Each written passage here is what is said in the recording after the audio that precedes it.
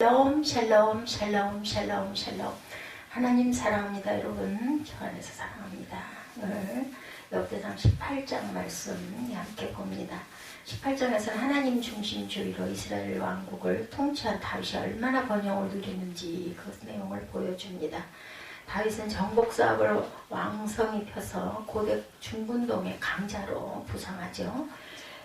이와 같이 다윗의 나라가 든든히 서고 강성해진 것은 하나님이 누와 다윗과 함께 하셨기 때문이라. 그래서 오늘 제목은 이기게 하셨더라. 누가 여호와께서 이기게 하셨더라.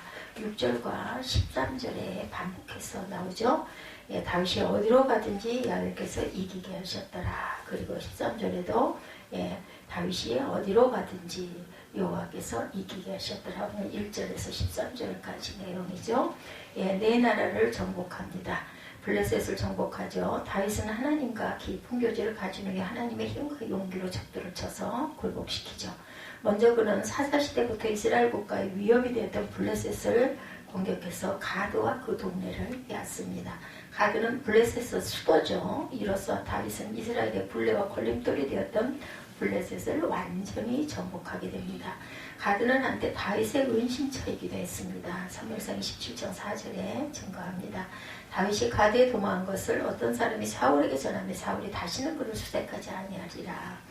나중에 승복을 하죠. 이 사울이 자신을 죽이지 않고 살려준 것에 대해서 깨닫게 됩니다. 격파는 예언된 사실이다. 민수기 14장 17절입니다. 내가 그를 보아도 이때 일이 아니며 내가 그를 바라보아도 가까운 일이 아니로다. 한 별이 야곱에게서 나오며 한 규가 이스라엘에게서 일어나서 모압을 이쪽에서 저쪽까지 쳐서 무찌르고 셋의 자식들을 다 멸했다. 이렇게 증거합니다. 그 다음에 모압을 정복하죠. 블레셋을 정복한 다윗은 블레셋의 속국이었던 모압을 공격합니다. 2절에 보면 나와있죠. 모압을 치매 모압 사람이 다윗의 종이 되어서 조공을 드립니다 합니다. 다윗이 모압을 공격하자 모압 사람들은 다윗의 종이 되었고 그 항복의 표시로 조공을 바치죠. 모압은 이때부터 아방이 죽을 때까지 오랜 세월 동안 이스라엘의 조공을 바치게 됩니다. 열왕기하 3장 4~5절에 증거합니다. 모압 왕 메사는 양을 치는 자라 새끼 양 10만 마리의 털과 순양 10만 마리의 털을 이스라엘 왕에게 바치더니 아합이 죽은 후에 모압 왕이 이스라엘 왕을 배반했다. 이렇게 나옵니다. 모압은 일찍 발람을 통해서 이스라엘을 저주했던 과거가 있었고 이스라엘로 음행에 빠지기도 했죠. 에브라임 호세아 9장 16절에 증거합니다. 에브라임은 매를 맞아 그 뿌리가 말라 열매를 맺지 못하느니 비록 아이를 낳을지라도 내가 그 사랑하는 태의 열매를 주리라. 이렇게 증거하고 있습니다. 에브라임은 매를 맞아 그 뿌리가 말라 열매를 맺지 못하느니 비록 아이를 낳을지라도 내가 그 사랑하는 태의 열매를 주리라. 그 유산을 시키고 세상에 태어나지 못하게 했다. 이 뜻이죠. 모압 사사기 3장 29절에 그때 모압 사람 약 10,000명을 죽였으니 모두 장사여 모두 용사라 한 사람도 도망하지 못하였다 증거합니다. 사사기 3장 29절에 이스라엘을 향한 예물을 드리죠. 열왕기상 10장 2절에 예루살렘에 이르니 수행하는 자가 심히 많고 향품과 심히 많은 금과 보석을 낙타에 실었더라. 그가 솔로몬에게 나와 자기 마음에 있는 것을 다 바라매. 이렇게 그 솔로몬 번성 다윗 이후에 아들 솔로몬 때 많은 나라에서들 이렇게 와가지고 선물을 갖고 오죠. 소바와 다메섹을 정복합니다. 3절에서 5절을 보면 나타나죠. 소바와 하다데셀이 유브라데 강가에서 자기 세력을 펴고자 하며 다윗이 그를 쳐서 하마까지 이르고 다윗이 그에서 병거 1000대와 기병 7,000명과 보병 20,000명을 빼앗고 다윗이 그 병거 100대의 말들을 남기고 그 외의 병거의 말은 다 발의 힘줄을 끊었어요. 말을 발의 힘줄을 끊어버리면 뛰지를 못해서 전쟁에 나갈 수가 없습니다. 다메섹 사람 아람 사람이 소바와 하다데스를 도우러 온지라 다윗이 아람 사람 22,000명을 죽이고 다윗이 참 전쟁에 능했던 것 같아요. 하나님이 함께 하셨기 때문이죠. 권세를 회복하려는 자들이 나타납니다. 사무엘하 8장 3절에 보면 르호바 아들 소바왕 하다데스이 자기 권세를 회복하려고 유브라데 강으로 갈 때 다윗이 그를 칩니다. 그에 대해서 마병 1,700명과 보병 20,000명을 사로잡고 병거 100대에 말만 남기고 다윗이 그 위에 병거할 말은 어떻게 했어요? 다 힘줄을 반의 힘줄을 끊었다 이렇게 나타납니다. 사무엘하 8장 4절에도 같은 증거가 나오죠. 다메섹 격파 오늘 본문 5, 6절이죠. 다메섹 아람 사람이 소바왕 하다데스를 도우러 온지라 다윗이 아람 사람 22,000명을 죽이고 다윗이 다메섹 아람의 수비대를 두매 아람 사람이 다윗의 종이 되어 조공을 바치니라. 다윗이 어디로 가든지 누가 여호와께서 이기게 하셨다 증거합니다. 다윗이 획득한 전리품에 대해서 4절에 그에게서 병거 1000대와 기병 7000명과 보병 20,000명을 빼앗고 그 병거 100대의 말들만 남기고 그 위에 병거의 말은 다 발의 힘줄을 끊었다. 전리품이에요 이것이. 금방 빼어 12만원 노선 후일 솔로몬 성전을 건축할 때 요긴하게 사용돼서 성막과 기구들을 만드는 데 사용됐다. 이렇게 증거합니다. 노력한 일체의 것들 사무엘하 8장 12절입니다. 아람과 모압과 암몬 자손과 블레셋 사람과 아말렉에게서 얻은 것들과 소바왕 로베 아들 하다데셀에게서 노력한 것과 같이 드리니라. 이런 모든 것들을 하나님께 드리죠. 승승장구하는 다윗의 군대 12, 13절에 증거하죠. 스바의 아들 아비새가 소금골짜기에서 에돔 사람 18,000명을 쳐 죽인지라. 다윗이 에돔의 수비대를 두매 에돔 사람이 다 다윗의 종이 되니라. 다윗이 어디로 가든지 여호와께서 이기게 하셨다. 그 하맛 왕의 선물 10절에 증거합니다. 하맛 왕 도우가 9절부터 보면 소바 왕 하다데스의 온 군대를 쳐서 무찌르다 함을 듣고 그의 아들 아도람을 보내어 다윗 왕에게 문안하고 축복하게 하니 이는 하다데셀에 벌써 도우와 맞선 여러 번 전쟁이 있던 터에 다윗이 하다데셀을 쳐서 무찔렀습니다. 아도람이 금과 은과 노새 여러 가지 그릇을 가져왔습니다. 그랬을 때 11절에 다윗 왕이 그것도 야훼께 드리되 에돔과 모압과 암몬 자손과 블레셋 사람들과 아말렉 등 모든 이방 민족에게서 빼앗아 온 은금과 함께하여 드립니다. 다윗은 무조건 전리품이 오면 하나님께 이렇게 드리죠. 아주 하나님에 대한 사랑이 극심했던 그런 다윗의 모습이 이런 부분에서도 보입니다. 그래서 에돔을 정복했다고 12, 3절을 우리가 함께 읽었죠. 스루의 아들 아비새는 영국에서 에돔 사람 18,000명을 죽이는 전과를 올립니다. 그리고 다윗은 에돔의 수비대를 등으로 에돔 사람은 모두 다윗의 종이 되죠. 이와 같이 다윗이 여러 전투에서 승리할 수 있었던 것은 하나님께서 그를 도우셨기 때문이다. 함께 하셨기 때문이죠. 용맹스러운 다윗의 군인 26장 6절입니다. 사무엘상 이에 다윗이 햇사람 아히멜렉과 스비아의 아들 요압의 아우 아비새에게 물어 이르되 누가 나와 더불어 진영에 내려와 사울에게 이르겠느냐 하니 아비새가 이르되 내가 함께 가겠나이다. 이렇게 증거합니다. 아비새의 군대 역대상 19장 11절에 그 남은 무리는 그의 아우 아비새의 수가에 맡겨 암몬 자손을 대하여 진을 지게 하고 이르되 만일 아람 사람이 나보다 강하면 내가 나를 돕고 만일 암몬 자손이 너보다 강하면 내가 너를 도우리라. 우리 서로 돕자 이렇게 얘기하고 있습니다. 다윗의 정치와 고란에 대해서 14절에 증거하고 있습니다. 다윗이 온 이스라엘을 다스려 모든 백성에게 정의와 공의를 행할세 수리아의 아들 요압은 군대 사령관이 되고 아힐룻의 아들 여호사밧은 행정장관이 되고 아히두의 아들 사독과 아비아달의 아들 아히멜렉은 제사장이 되고 샤오사는 서기관이 되고 여호야다의 아들 분하야는 그렛 사람과 블렛 사람을 다스리고 다윗의 아들들은 왕을 모시는 사람들의 우두머리가 되었다. 이렇게 증거하고 있죠. 다윗은 이웃 나라들을 평정하여 외국의 침입을 막고 안으로는 정치를 아주 잘했습니다. 다윗은 30세의 왕이 돼서 40년 동안 이스라엘을 통치하죠. 70세까지 나라 통치를 합니다. 특별히 그는 온 이스라엘을 다스리되 모든 백성에게 공과 의를 행했어요. 특별히 인재를 따라 적수에 등용하되 이방인도 등용하여 공의롭게 책임을 배정합니다. 따라서 모두들 불평 없이 최선을 다하죠. 다윗의 공의로운 통치는 그리스도의 공평한 통치를 위해 필요합니다. 그리스도께서 하나님 나라의 왕으로 공의로 영원히 다스리는 영광의 왕이시죠. 14절에 다윗이 온 이스라엘을 다스려 모든 백성에게 정의와 공의를 행할세 이렇게 증거하고 있죠. 본문 14절에 스루야의 아들 요압은 군대사령관이 되고 아히룻의 아들 여호사밧은 행정장관이 되고 그리고 다윗의 아들들도 또한 온전하게 자리를 배정하죠. 왕을 모시는 사람들의 우두머리가 되게 했다. 다윗의 아들들은 이렇게 말하고 있습니다. 주의 보좌 안에 기초인 공의, 시편 89편 14제 의와 공의가 주의 보좌의 기초라.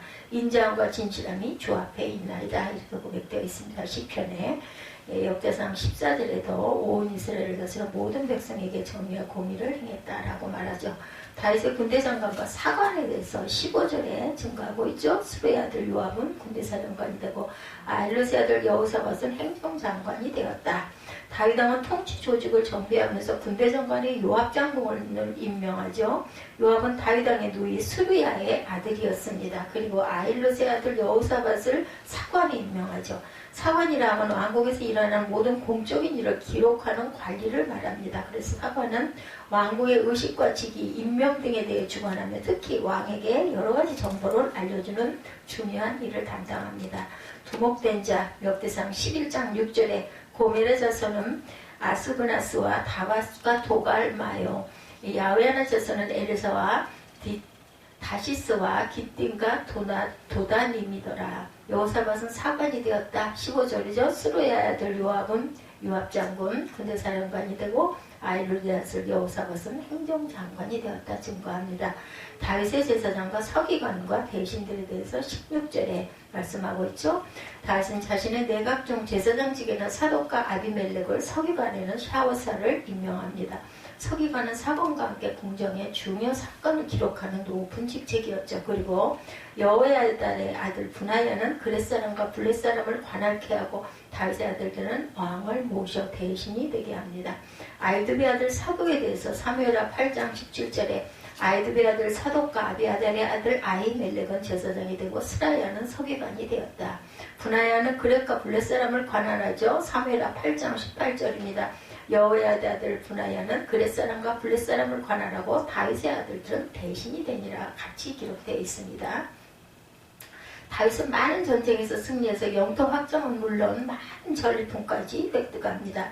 다윗이 이처럼 승리할 수 있었던 것은 하나님께서 함께 하셔서 이기게 하셨기 때문이죠. 이와 같이 하나님께서 함께 하시는 자들은 그들이 어디를 가든지 번영할 것이며 승리할 것이다. 그러므로 다윗과 함께 하신 하나님께서 나의 편이 되도록 범사에 그분을 인정하며 하나님을 나의 삶을 의탁하는 그러한 저와 여러분이 되셔야겠습니다.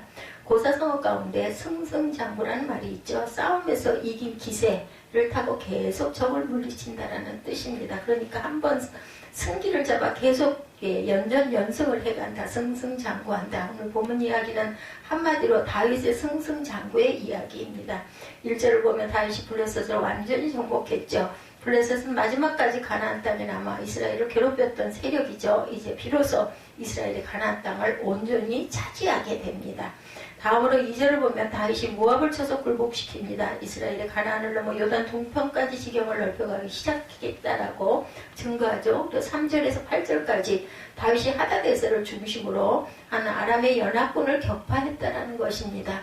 이스라엘이 요단 동북방 일대까지 영토를 확장하게 됩니다. 게다가 9절과 10절에 보면 하맛 왕 도우가 다윗에게 화친을 청해옵니다. 이스라엘이 가나안 땅 저 북쪽까지 영향력을 미치니까 아직 영토를 다윗한테 완전히 확장하죠. 그리고 통일을 하게 됩니다. 이스라엘이 요단 서남쪽 일대까지 영토가 확장됩니다. 이 이야기를 읽으면서 또 다른 고사성어 파죽지세 이런 말이 있죠. 대나무를 쪼개는 기세다라는 뜻을 갖고 있습니다. 대나무는 처음 한두 마디만 쪼개면 그 위로는 칼만 대면 쫙쫙 쪼개지죠. 이것을 비유해서 적들을 거침없이 물리치고 쳐들어가는 모습을 파죽지세다 이렇게 얘기를 합니다. 바로 다윗의 이 승승장구의 모습은 다른 말로 파죽지세의 기세였다. 역사를 보는 눈, 여기서 주목할 것은 8절 하반절에 다윗이 어디로 가든지 여호와께서 이기게 하시니라. 그리고 13절에도 반복하죠. 다윗이 어디로 가든지 여호와께서 이기게 하셨더라. 다윗의 이 승승장구 파죽지세의 승리 이야기를 기록한 역대기 기자가 의도적으로 강조하고 있는 말씀입니다. 이 모든 승리는 하나님께서 하신 것이죠. 하나님께서 다윗에게 주신 것이라는 말씀입니다. 역대기 기자의 아주 특별한 역사관을 보여주는 말이죠.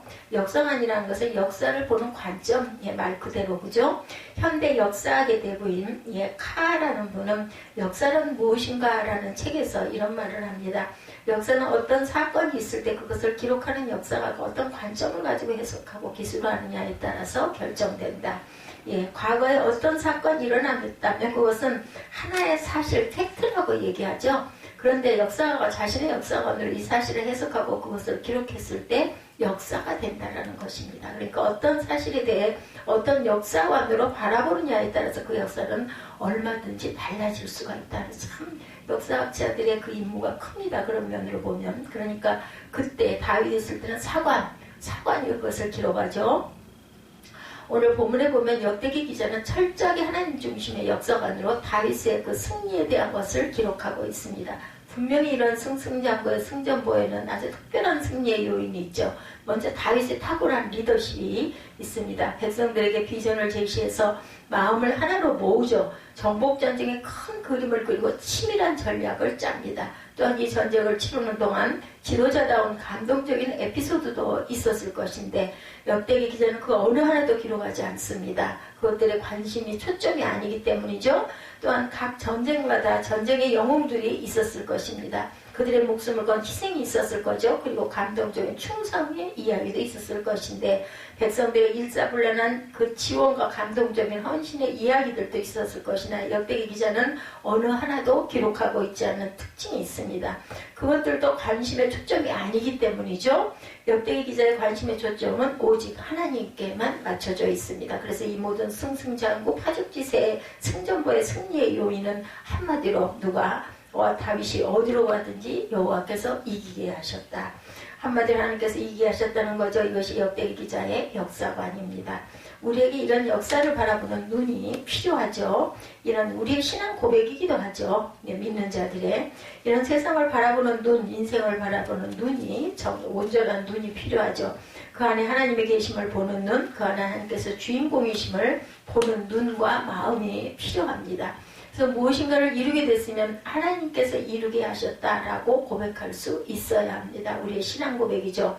물론 그것을 이루기까지 내가 남다른 노력과 고생 당연히 하죠. 어떤 사람의 특별한 도움 또한 주변에 많은 사람들의 도움이 있습니다. 하나님께서는 어떤 것을 이루실 때 사람을 통해서 반드시 이루게 하시죠. 그리고 적절한 환경과 물질도 뒷받침이 돼야 합니다. 그러나 그런 것들은 조연에 불과하다는 사실을 우리가 알아야 되겠죠. 예, 그 모든 것이 합하여 선을 이루게 하신 분은 누구? 주인은 하나님이시다. 하나님께서 제작하시고 하나님께서 시나리오를 쓰시고 하나님께서 연출하셨다는 사실을 우리가 깨닫습니다. 여기서 또 하나 주목해야 할 것, 왜 다윗이냐는 거죠. 왜 다윗이냐. 하나님께서 왜 다윗을 그렇게 승승장구하도록 하셨느냐는 겁니다. 역대기 기자는 이미 그 답을 역대상 11장에서부터 명확하게 강조합니다. 다윗이 어떻게 왕이 되었으며 왕이 된 후 그가 어떻게 했는지를 기록하고 그 답을 이야기합니다. 이것은 오늘 이 세상을 살면서 승승장구한 복을 누리기 위해서 우리가 어떤 삶을 살아야 하는가를 증거하죠. 이것이 역대기 기자가 오늘 우리에게 주고자 하는 메시지입니다. 하나님의 주권을 우리는 늘 인정해야 됩니다. 왜 다윗인가에 대한 우선적인 답은 다윗이 하나님의 주권을 인정하고 있기 때문이다. 왕이 되었지만 여전히 하나님을 진정한 왕으로 인정하고 있었다는 것이 가장 중요하죠. 역대기 기자는 다윗이 왕이 되고 난 뒤 가장 먼저 하려고 했던 일이 하나님의 괴를 모셔오는 일이었다는 것을 우리가 이 역대기를 쭉 공부하면서 배워오죠. 13장에서 16장까지 하나님의 괴를 다윗성이 모셔오는 과정을 아주 세세하게 기록하고 있습니다. 한번 실패했음에도 불구하고 그죠? 40일 동안 그것을 오베데돔의 집에 놔두가 못 견디하면서 다시 모셔옵니다. 이 하나님의 괴는 일찍이 출애굽 때 이스라엘 백성이 하나님의 영을 받아 모세 주도하에 성막과 함께 만들었던 것이죠. 그 안에 10계명에 기록된 돌비와 광야에서 먹었던 만나 그리고 아론의 썩난 지팡이가 담겨 있습니다. 그래서 이 하나님의 괴는 그야말로 하나님의 임재를 상징하는 거룩한 성물이었어요. 이 하나님의 괴는 가나안 정복 이후 중앙 성소였던 십도에 자리하고 있었죠. 그러나 엘리세서장 시절 블레셋에 빼앗겨 잠시 블레셋 땅에 안치되다가 블레셋 신들을 심판한 후에 베스메스를 거쳐서 기랏 여아림으로 돌아옵니다. 왜냐하면 가는 곳마다 그쪽에 그 사건이 놀라운 무서운 재앙이 임했기 때문에 결국은 다시 이스라엘로 보내죠.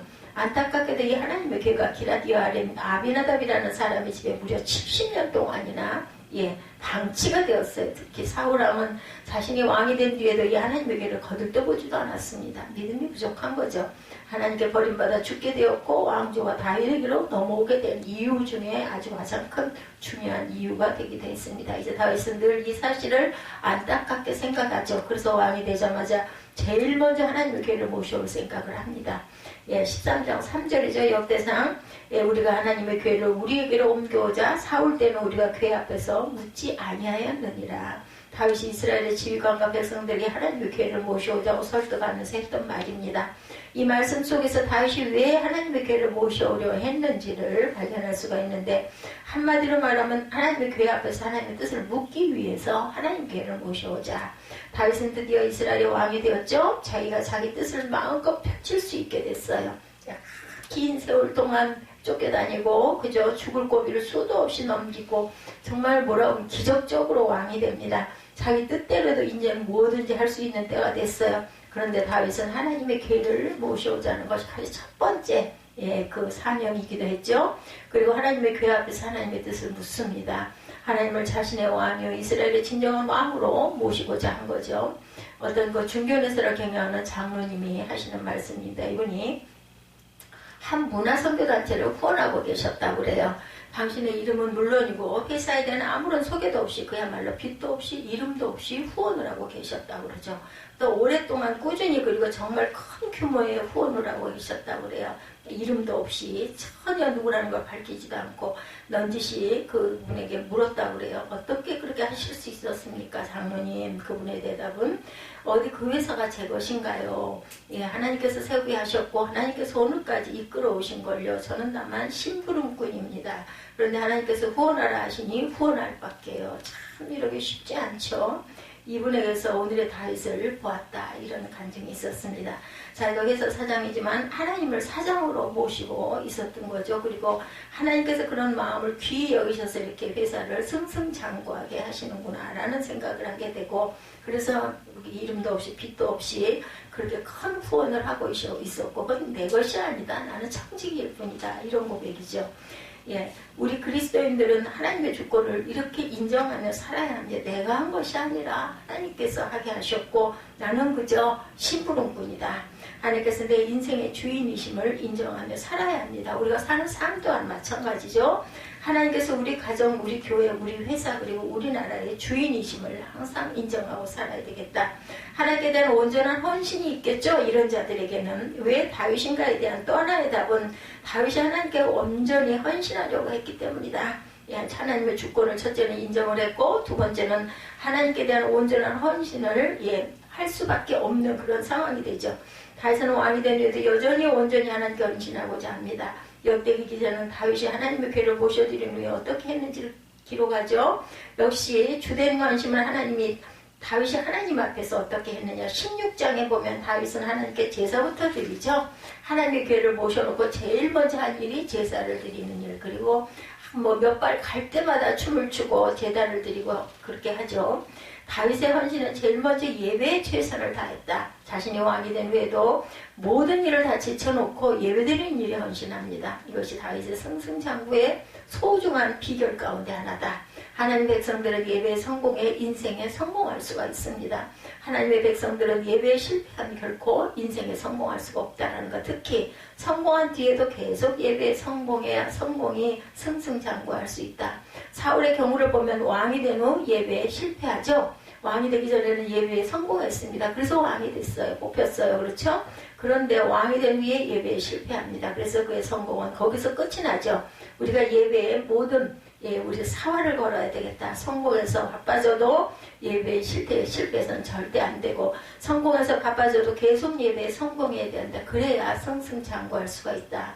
16장의 역대상 보면 다윗은 하나님의 교회를 모셔드린 후에 하나님의 교회를 잘 섬기게 하죠. 관리자로 제사장을 세워 하나님의 교회를 섬기게 합니다. 그리고 찬양대를 줘서 하나님의 교회 앞에서 감사와 찬양을 드리게 합니다. 다윗은 하나님의 교회와 하나님의 전을 섬기는 일에 헌신하죠. 이것이 또 하나 다윗의 승승장구의 비결이다. 정말 하나님을 사랑하는 사람들은 교회를 사랑합니다. 교회를 가까이 하고 교회를 위해 봉사하는 일에 적극적이죠. 왜냐하면 교회는 눈에 보이는 그리스도의 몸이기 때문입니다. 시편 84편에 보면 시인은 노래하죠. 만군의 야훼여 주의 장막이 어찌 그리 사랑스러운지요. 주의 궁전의 한날이 다른 곳에서 첫날보다 나은즉 악인의 장막에 사는 것보다 내 하나님의 성전 문지기로 있는 것이 좋사오니. 우리가 이 시인의 마음을 공감할 수 있어야 되겠죠. 그리고 그런 마음을 주의 몸된 교회를 위해 헌신할 수 있어야 합니다. 그럴 때 우리가 승승장구에 나갈 수가 있다는 것을 잊지 말아야 되겠죠. 역대기 기자는 17장에서 다윗의 속마음을 또한 기록해 놓고 있습니다. 1절에 보면 다윗이 그의 궁전에 거주할 때 다윗의 선지자 나단에게 이르되 나는 백향목 궁에 거주하거늘 야훼 언약궤는 어디에 있다? 휘장 아래 있도다. 안타까워합니다. 다윗의 언약을 다윗성에 모셔드리고 들여놓죠. 언약궤를 힘들여서 어렵게 언약궤를 모셔다 놓을 수 있었지만 아직도 마음 한구석에는 불편한 것이 남아 있습니다. 언약궤를 휘장을 쳐놓고 그 안에 모셔놓은 것이 마음에 걸려요. 예, 자기는 화려한 왕궁을 지어 그 안에 살고 있는데 하나님의 교회는 천막에 모셔져 있다는 거죠. 그래서 다윗은 하나님의 성전을 지어 하나님께 봉헌하고자 합니다. 하나님께 최선을 다해 멋진 성전을 지어 봉헌하고 싶었던 거죠. 성전을 지으려면 많은 돈이 당연히 필요하죠. 물론 백성들도 참여하였겠지만 왕인 자기가 앞장을 서야 되겠다. 그러기 위해서 자기가 많은 재물을 하나님께 드려야 되죠. 그래서 성전을 지으려고 합니다. 하나님께서 거절하시죠. 예, 다윗을 대신해서 아들 솔로몬에게 성전 건축을 허락하시죠. 다윗은 솔로몬이 성전 건축을 할 수 있도록 모든 만반의 준비를 다 해줍니다. 비록 자신이 성전을 건축하지는 못하지만 자신의 재물을 성전 건축을 위해서 모두 다 드리죠. 요한 웨슬레는 재미있는 말을 남깁니다. 나는 돈 지갑이 회개하지 않은 사람의 회개는 믿을 수가 없다. 이런 이야기는 우리가 참 많이 듣습니다. 은혜 받았다고 하면서 헌금하는 걸 아까워하는 자는 회개한 자가 아니죠. 회개했다고 하면서 하나님 앞에 인색한 사람의 회개의 진정성을 믿을 수가 없다라는 거죠. 그래서 교회에서 어떤 그 재직을 임명할 때는 11조를 꼭 봅니다. 왜냐면 잘 모르니까 목사는 마음을 어떻게 알겠어요. 근데 11조를 어떻게 하고 있는지 얼마나 많은 것을 하나님께 드리고 있는지를 기준으로 삼죠. 우리가 진정 하나님 앞에 헌신하려고 한다면 우리의 재물을 하나님 위해 드리는 것을 아까워하지 않아야 된다. 예, 최선은 신앙 고백이죠. 11조는 하나님의 사역을 위해 지갑을 열 줄 알아야 된다. 그럴 때 승승장구할 수 있다는 거죠. 예, 사람들은 이 땅에서 누구나 다 이기고 싶어 합니다. 승승장구하고 싶죠. 그러나 그것은 전적으로 하나님의 주권에 달려 있습니다. 먼저 우리가 그것을 인정하고 가야 되겠다. 그래서 하나님 앞에서 온전한 모습으로 헌신하고 우리는 청직이라는 생각을 가지고 겸비한 마음 그리고 순종하고 겸손한 마음을 가져야 합니다. 하나님의 절대 주권을 인정하는 삶을 살아낼 때 헌신할 때 하나님께서 우리를 다윗처럼 이기게 하시는 승승장구함을 주신다는 것을 잊지 않는 저와 여러분이 되시기를 주님의 이름으로 축복합니다. 우리 깨끗이 시켜야 하리 찬양하시고 축도로 예배를 마치도록 하죠.